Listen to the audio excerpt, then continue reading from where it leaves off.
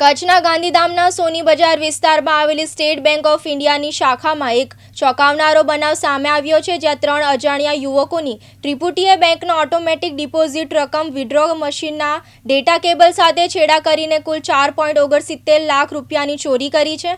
આ હાઈટેક ચોરીનો પર્દાફાશ ત્યારે થયો જ્યારે બેંકના આંતરિક હિસાબોમાં નાણાંની રકમનો મોટો તફાવત ધ્યાને આવ્યો હતો।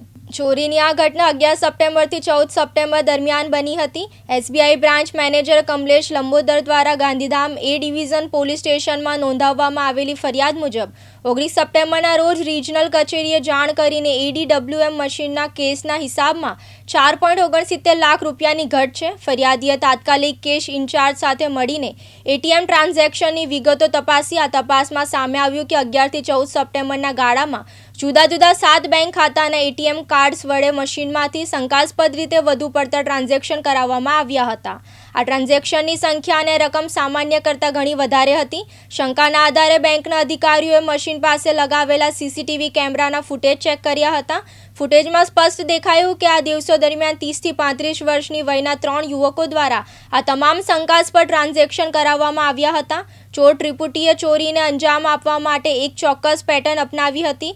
11, 12 અને 13 સપ્ટેમ્બરના રોજ આ યુવકોએ મશીન પર રોજ 2-3 વખત ટ્રાન્ઝેક્શન કરીને થોડી રકમ ઉપાડી હતી, કદાચ સિસ્ટમની ચકાસણી કરવા અથવા ચોરીના મોડસ ઓપરેન્ડિંગની ખરાઈ કરવા માટે।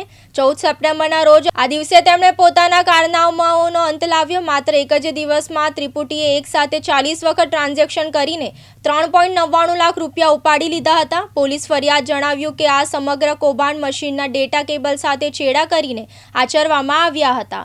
ચોર ત્રિપુટીએ ટેકનિકલ ખામીનો લાભ લઈને એવી રીતે નાણાં ઉપાડ્યા હતા કે મશીનમાંથી રોકડ નહીં જાય, પરંતુ એ ઉપાડેલી રકમ સંબંધિત બેંક ખાતામાં ડિબેટ થયેલી દેખાઈ। આ પ્રકારે તેમણે બેંકને સીધો 4.69 લાખ રૂપિયાનો આર્થિક ફટકો માર્યો હતો। ઘટનાની ગંભીરતાને ધ્યાનમાં લઈને બ્રાન્ચ મેનેજરની ફરિયાદના આધારે ગાંધીધામ એ ડિવિઝન પોલીસે અજાણ્યા 3 યુવકો વિરુદ્ધ ગુનો નોંધીને વધુ તપાસ હાથ ધરી છે। પોલીસે સીસીટીવી ફૂટેજના આધારે આરોપીઓની ઓળખ અને ધરપકડ કરવા માટે કાર્યવાહી શરૂ કરી છે। જયશ્રી મહેતા, દિવ્યાંગ ન્યૂઝ, ગાંધીધામ, કચ્છ।